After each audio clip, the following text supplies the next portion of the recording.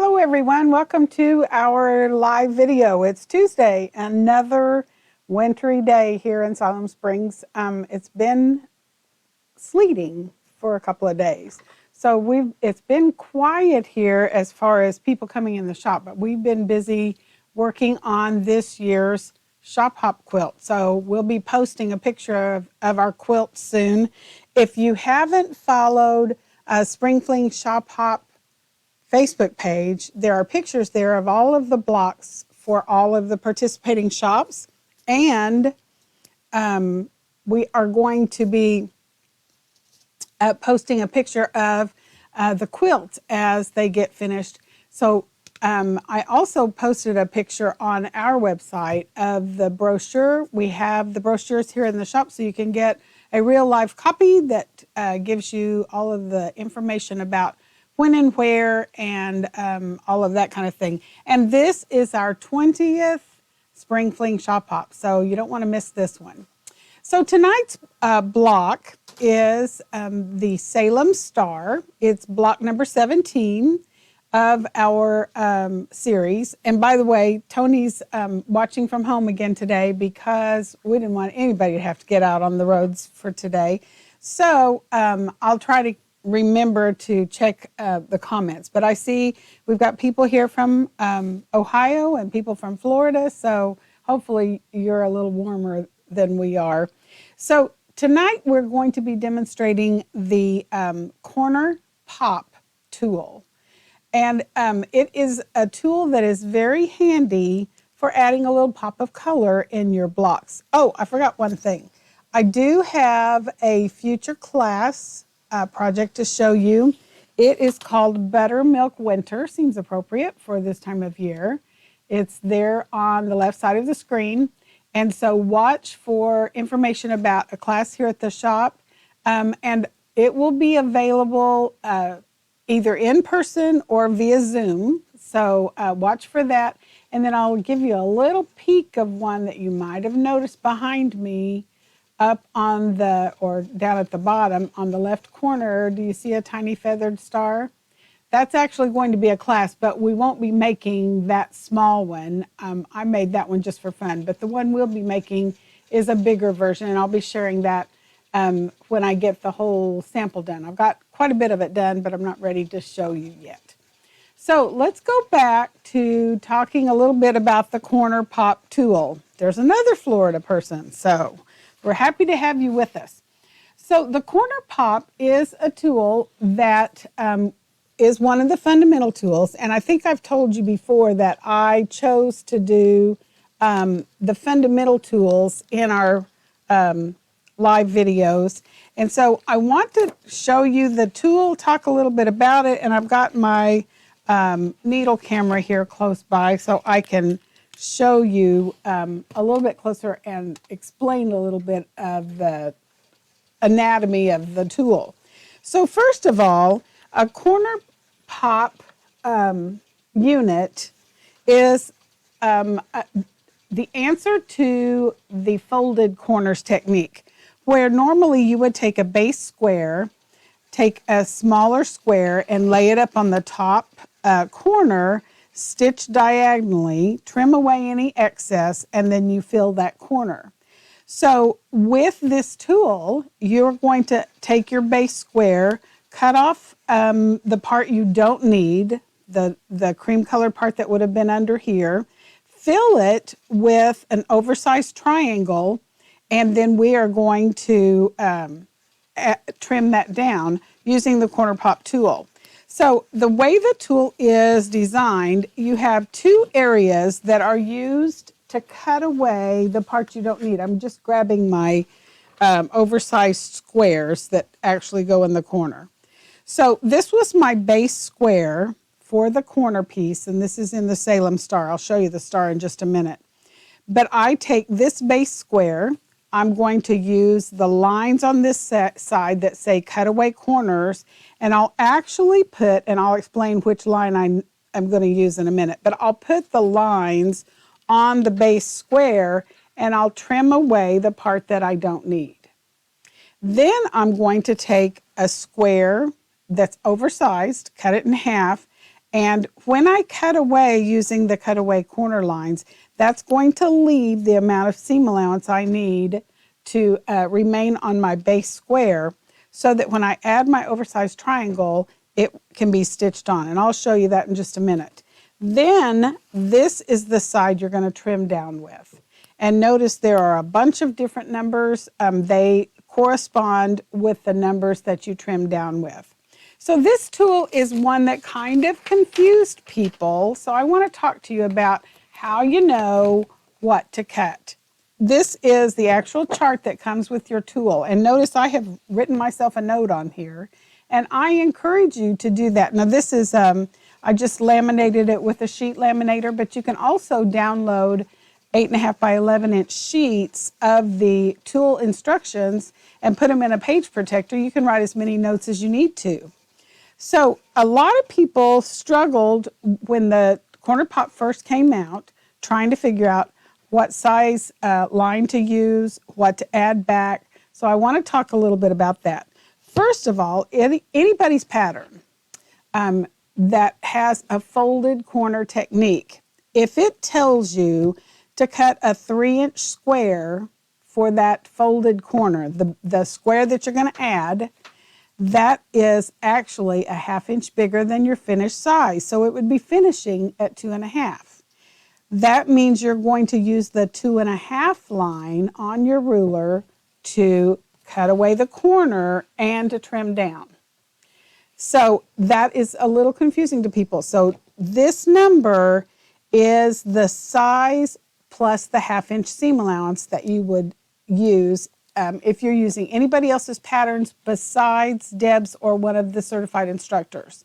Because if you're using one of our patterns, we're going to tell you what size line to cut with, what size replacement triangle. That's what this row is. It tells us what size we're going to be using. For the Salem, though, I wanted to show you, this is the paperwork. If you're downloading the Blockbuster patterns, it has several things to help you. One is just a diagram of the block. So you could even color that with colored pencils to try to decide what colors you want to play with. There's also some options of color placement and things you could do. And there's a unit summary. So I've already shown you Unit A, where it has a pop of color on both sides of a square. It also has a chevron that's a base unit that's a rectangle. We didn't really talk about that, but it doesn't have to be a square. It just has to have a 90-degree corner, and I'll be showing you that in just a minute. Also, the center of our Salem Star is just a plain square. But something that's very helpful on this Blockbuster pattern, it even tells me, according to the finished size block I'm making, what size line I'm going to be using for my finished cutaway size on my tool. So you don't even really have to think about it. Since we're doing a 12-inch finished block, I'm going to use the number 2 line. If I was going to make a 6-inch block, I would use the number 1 line. So that information's here for you to make the units that you need for the Salem Star. So let's go to the overhead camera and look at what the block looks like. This is part of the block. I took off the corner so I could show it to you just a second ago. So there's my corners, and we're going to do those first, and then we'll talk about those chevron shapes. You might notice I have a different fabric. I don't know if you can tell that in the picture or not, but I've got a different background fabric that I'm demonstrating with than is showing in the block. I didn't plan very well, and I ran out of fabric, and I didn't have any more of that one. So for my base unit, I have 4 squares, and your cutting instructions will tell you what size squares to start with. It also tells you what size squares you need for those triangles that you're going to use to overfill the corners. So this doesn't really have a right or a left to worry about. So all I have to do is stack my squares up. I can do one at a time if I want to, but I'm more inclined to stack things so that when I cut, I get more done at a time. So I'm looking for the number 2 line on my cutaway corners area. So this side is all the whole and ½ inch measurements. This side is all the 1/4 and 3/4 inch measurements. So make sure that you find the proper line, and I'm using the number 2 line. I'm just going to line it up on the corner, and I'm going to make a cut. Whoops, I was almost on the wrong line. Somebody be yelling at me saying you're on the wrong line, and I would be having to cut more fabric. So there's the part I don't need. I can get rid of those. You might want to save them if you like to do miniatures, which is fine. On this, since I'm doing opposite corners and I'm using the same line, I'm going to cut both corners off. And I just flipped it around. It did not matter in this case whether I had my squares right side up or right side down, because there's not a left or right to worry about.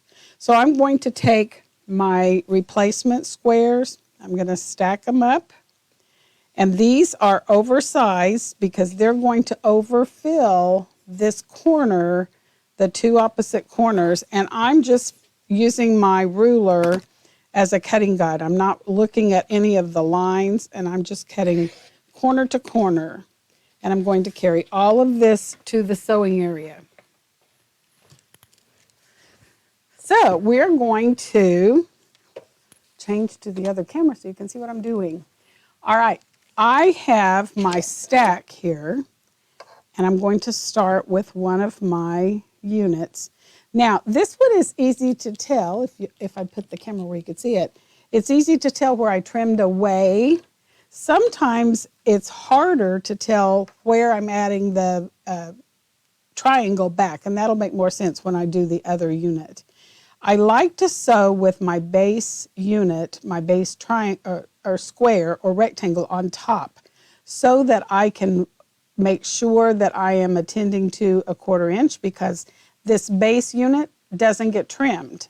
The oversized triangle will get trimmed, so I put it on the bottom next to the feed dogs, and I'm just going to start stitching through. Let me see if I can get a little closer to the sewing area. And I'm just following along the edge of my presser foot, and I'm going to just assembly line sew. It's always more efficient to do assembly line sewing if you can. It saves thread, it saves time, and you're going to just line up. I'm putting that oversized triangle on the bottom, and I'm going to stitch from one to the next one.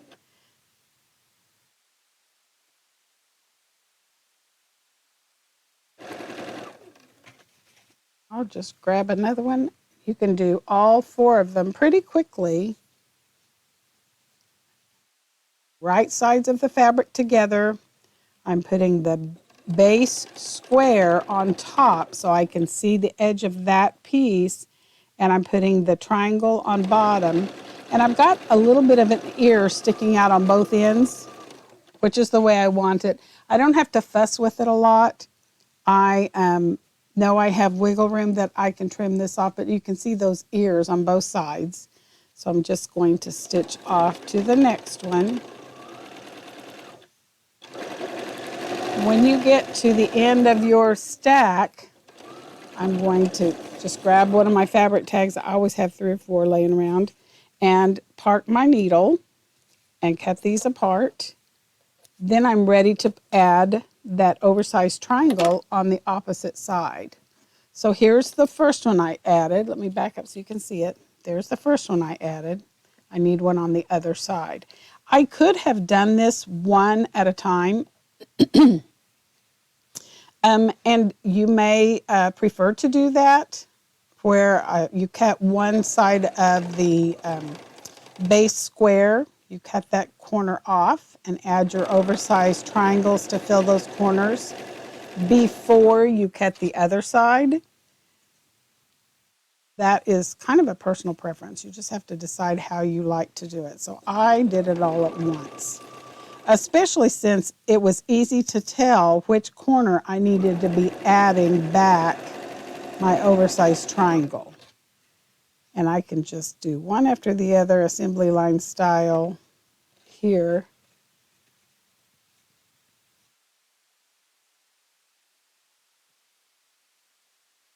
And two more. This is my third one. And here's the last one. Add this oversized triangle, and then I'm ready to press. We'll go to the ironing board so you can see what I do. You also have a choice this time. Usually when you're making something with a folded corners technique, you press toward the corner, and I'll show you, you do have a choice using the corner pop tool. You don't have to press to the corner. So let's look at what that's going to look like. First of all, let me get the iron heating back up. So I'm going to press, this time I'm going to press this one toward the outer triangle.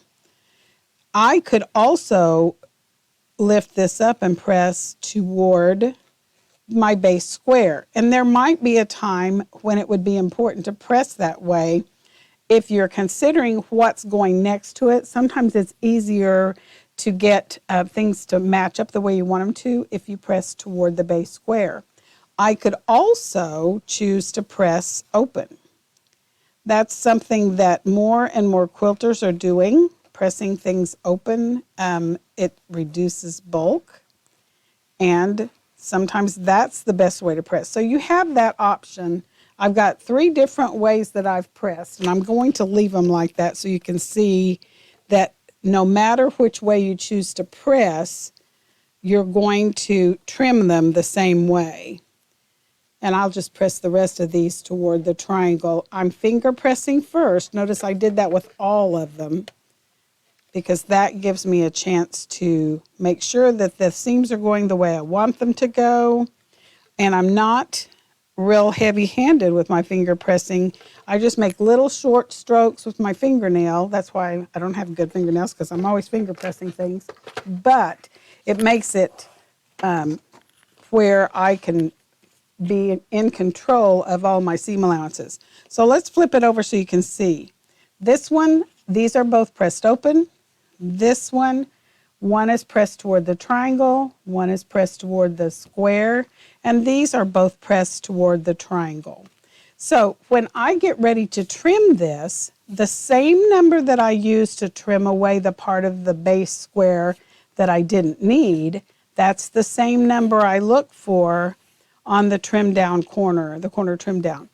If you're left-handed, you're going to turn your tool so that the trimming area is in the top left. If you're right-handed, you simply turn it to the top right, and there's my number 2 line. I'm going to line that up, and I really am not aiming to cut anything off of my base square.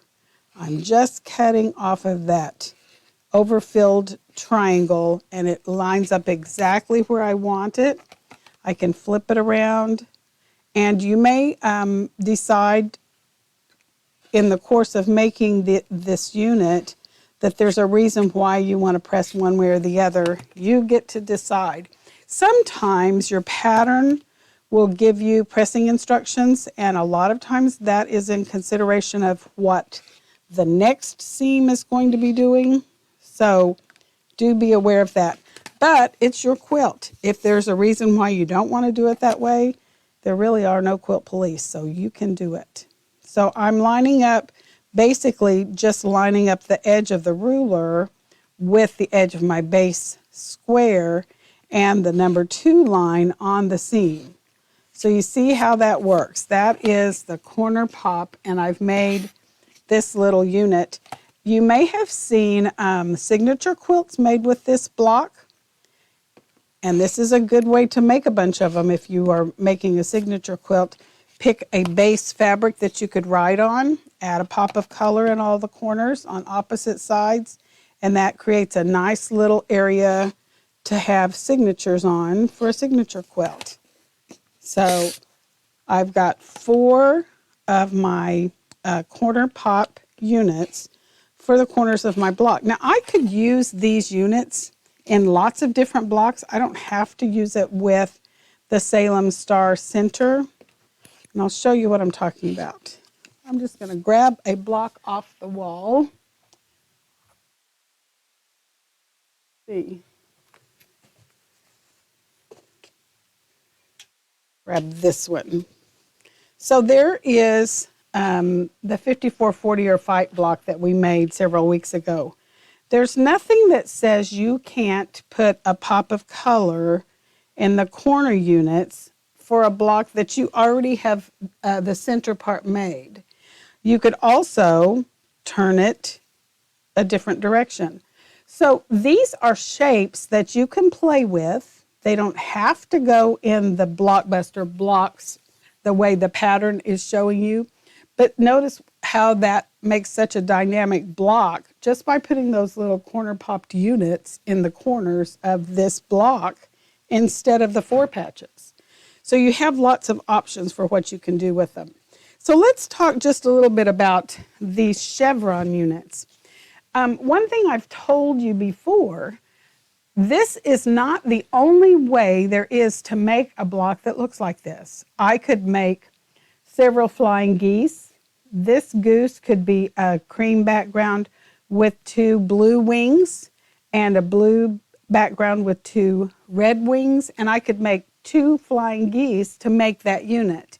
Instead, we're using the corner pop tool, and I'm making 2 units.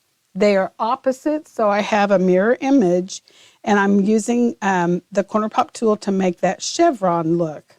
So this one starts with a base rectangle instead of a square. So on my stack of pieces over here, I have several rectangles.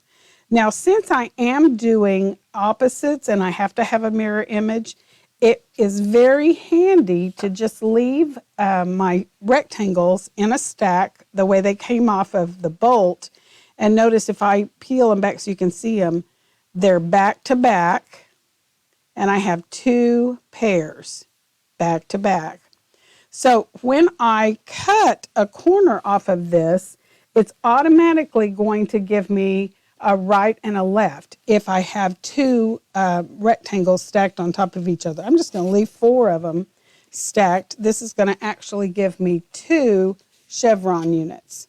Now, this is what I was talking about, where sometimes it is more efficient and less of a headache to cut just one corner off at a time. And here's why.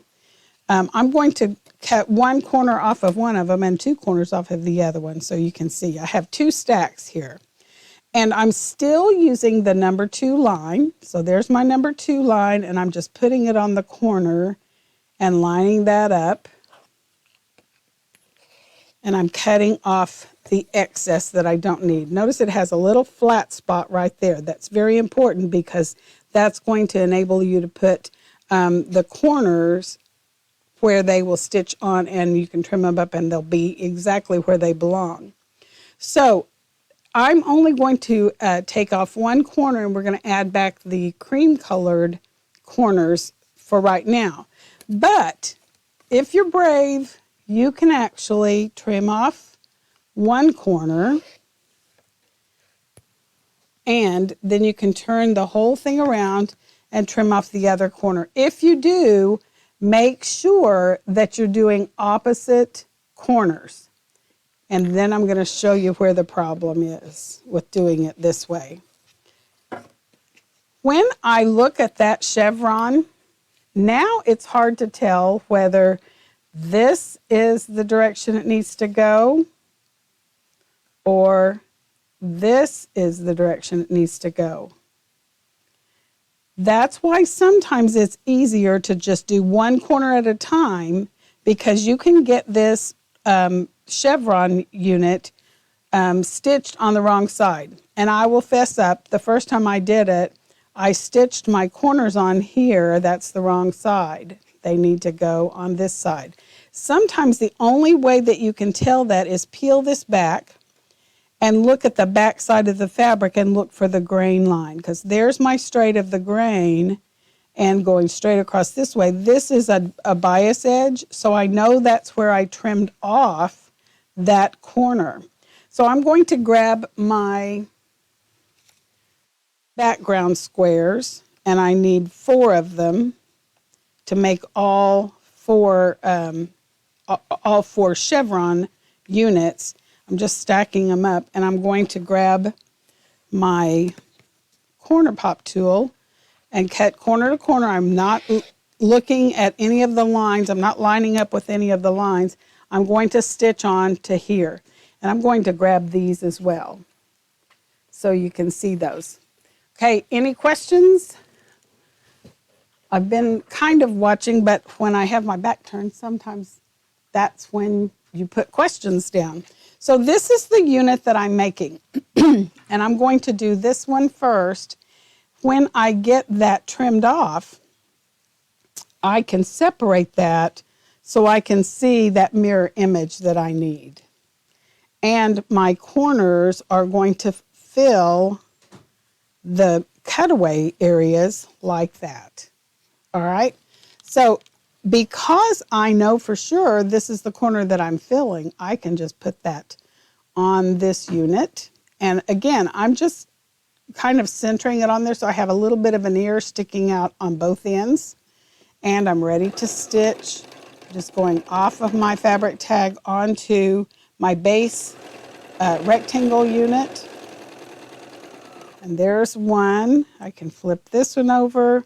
Again, I just center it on the edge there so that I have a little bit of an ear sticking off on both ends. Some people would put it like this and line up the edges here.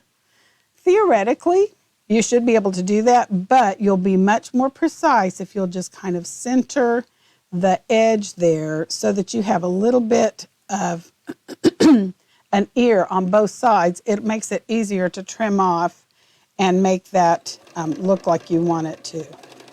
So I'm just going to stitch right down the sides. I'm just going to do one pair, and then I'm going to get one of these where I cut off both ends. So when you're looking at this, it looks like I should be able to put my triangle, let me do it this way, and it will fit and I can stitch it there. It's not the right way because my grain line is here and here. I want to, I have it backwards. There's the wrong one. You can put it on the short side, but you want to stitch it onto the bias edge of this rectangle. So that's this side.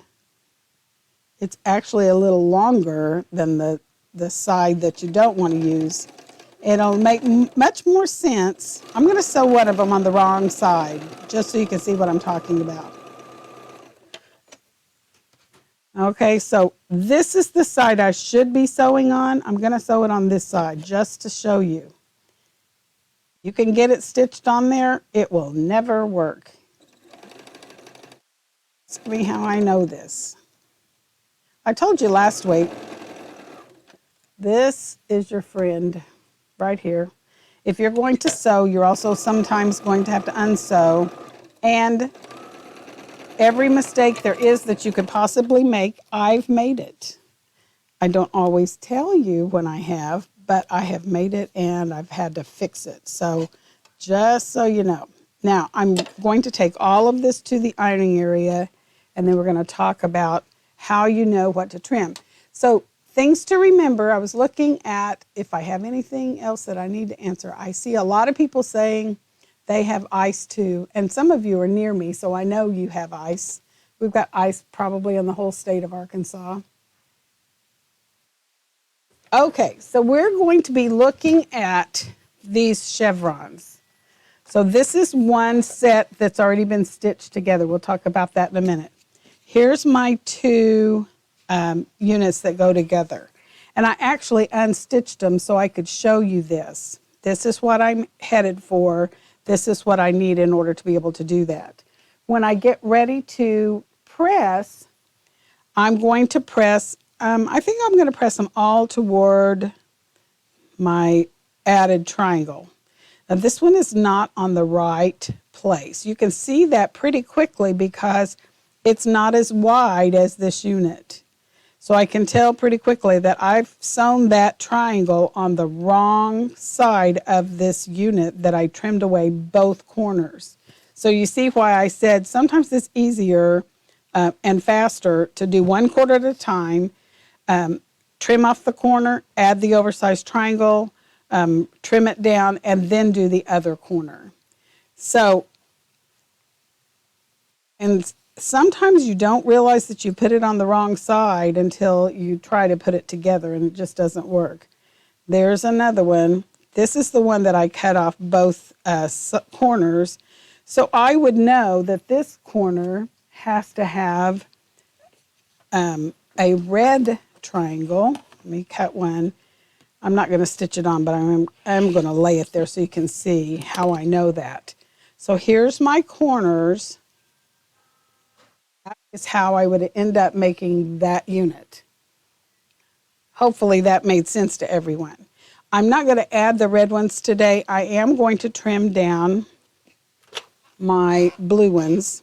I'm not going to press this one because I can already tell from finger pressing it, I'm going to have to unsew that because this is the wrong side of this chevron shape. It should be going that direction. Once you get your oversized triangle added back on, let me press this one too. And if you're using the acorn pressing pin, now would be the time to grab that. I don't think I pressed on that first corner unit that I did. I was working earlier today and pressing everything with the acorn pressing pin because I like the way they come out. So I'm going to use that same number 2 line right here on the corner trim down area. That line goes on the seam. And once I get that in place, I also have some other lines that will help me. Right here are some dash and dot lines that indicate my rectangle. There are no numbers there, but I will tell you that they are in a 1/2 inch grid. The solid lines are the 1 inch grid and the dash lines are the 1/2 inch grid. And you want to line those up on your cut edges of your base unit. My base unit on this chevron is a rectangle, and the number 2 line is on the seam, so I can cut up and over. And I would do that with all of my units. This one, notice I'm turning my rectangle kind of sideways in order to get it lined up so that I can trim. So depending on whether you're doing a square or a rectangle, sometimes you have to put your trim down area vertically and sometimes you have to put it horizontally in order to line that up. Now all I would have to do is trim off this corner. So I would turn this around, and this one has, this is the mirror image. That's another reason why I ended up having to trim with this one in a horizontal position. Now I'm going to turn this back around to the number 2 line, line that up on the edge, and make my cut. And do the same thing with this one because I need to be on opposite corners of this chevron. Once I do that, that's automatically going to leave the little flat spot there. I would add my oversized red triangle, stitch it on, and trim it down just like I did on this side. When I get that done, that's automatically going to give me my chevron units. Let me turn it around so it's oriented the same way. Then I stitch these 2 units together. So I make that. When you stitch, you can actually rearrange, if you want to, your chevron units and create whatever you want to with these pieces. But something I did, and I want to share with you, when I was making these pieces, I was thinking ahead. Sometimes I do. I pressed this one up, this one down, this one up, this one down, so that when I flip these together, they nest. I'm going to the sewing area so you can see that. Sometimes if you can think ahead quickly enough, you can make those adjustments so that when you get ready to stitch these 2 chevrons together, Notice these two seams go up, these two seams go down so that they nest together and I don't have to fuss with it and fight with it to get those seams to line up. So once I do that, I just kind of lay those together and I've got them nested. I can feel that with my fingertips. Line up the other seam so that they nest, and I'm ready to stitch. And again, if you're stitching over pins, slow down so that you don't end up hitting that pin at a high rate of speed and knocking your machine out of time. I do sew over pins, but I do slow down. And by the way, tomorrow is the first of the month. It's time to clean your machines. It's a good habit to get yourself into. So I cleaned mine over the weekend. So I'm just a few days ahead of time. So once I got those done, then I pressed this seam open. But notice how nicely they fit together because of pressing them the way I did. They nest, and I just finger pressed that real quickly, and then I would take that to the ironing surface and press that seam open. So that's how I made those chevrons. It's basically a big 9 patch when you get done. So I've kind of destroyed my block, but I'm going to put it back over here so you can see it. So there's my chevrons. Once you get that part of it done, you can actually rearrange and put this together in a different arrangement if you like. You could also turn this around, and we're going to pretend that I sewed these together, and you can actually create a cream-colored star in the center as well. So you have options for how you assemble the block, but it's actually a big 9 patch when you get all of the pieces done. You could also turn your corner units to the side. You can change the color arrangement. You have all kinds of options for how you can put it together. All right, let me check real quick and see if there's any questions that I have that I need to answer. Kim said I think she saw my mistake. I do make a few, but I just don't always share that with you. So next week we'll be doing block number 18. And until then, happy sewing, stay warm, and we'll see you next week live at 5.